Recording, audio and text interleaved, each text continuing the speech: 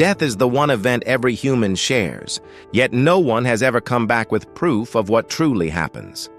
For thousands of years, humans imagined heaven, hell, reincarnation, or nothing at all. But today, science offers something different. Not belief, not comfort, but observation.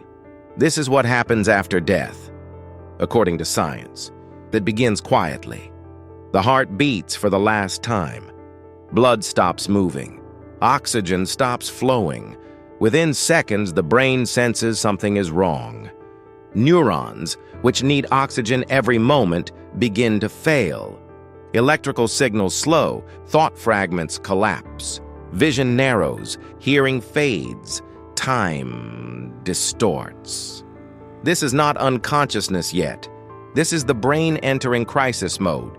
Studies show that in the final moments, the brain releases a massive surge of chemicals: endorphins, dopamine, serotonin. This may explain why many people report calm, peace, or vivid memories. The brain is not shutting down quietly. It is firing its last emergency signals.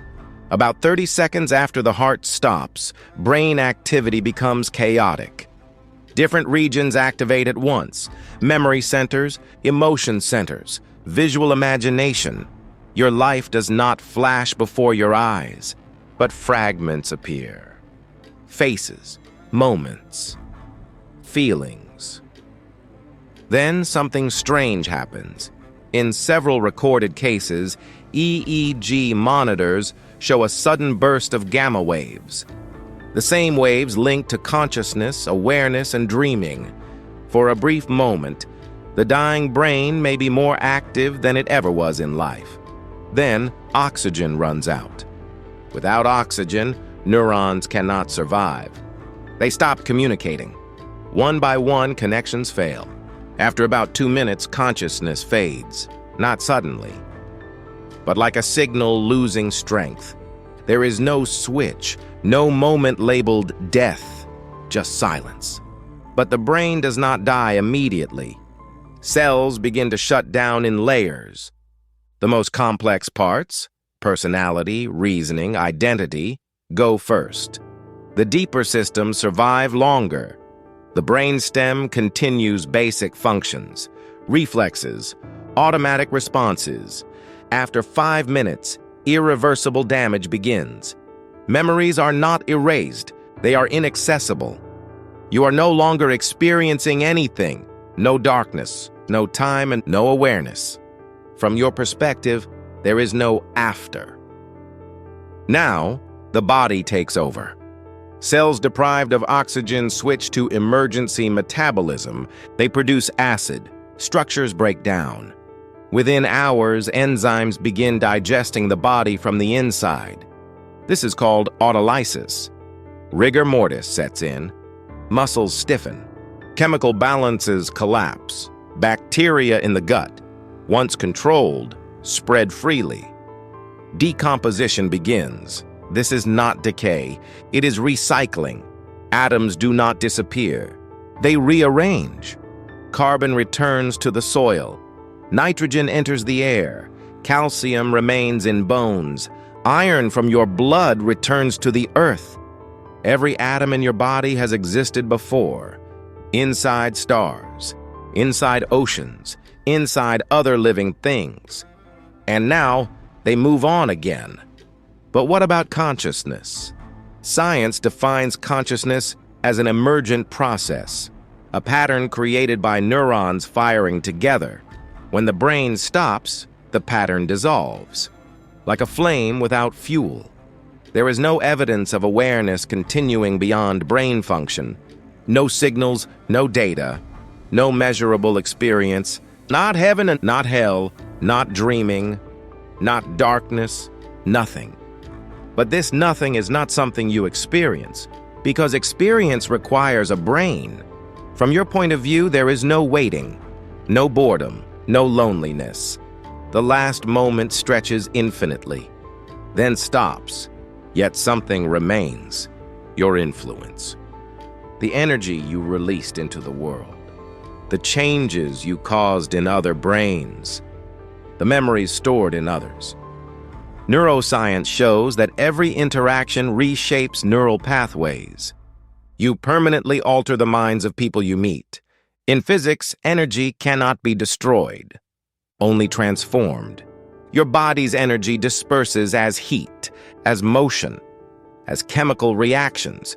Your atoms will one day be part of plants, animals, other humans, possibly stars. So, does science say death is the end?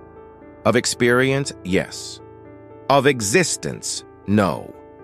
You do not continue as a conscious observer, but the universe keeps every trace of you, every action, every atom, every consequence. Death is not a doorway. It is not a punishment. It is not a reward. It is a return, a transition from being a pattern to becoming the pieces again.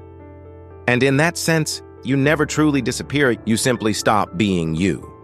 But science has another layer to explore, one that goes deeper than biology. It is the question of time. When consciousness ends, time ends with it. Neuroscientists explain that time is not something you experience passively. The brain actively constructs time, moment by moment, frame by frame.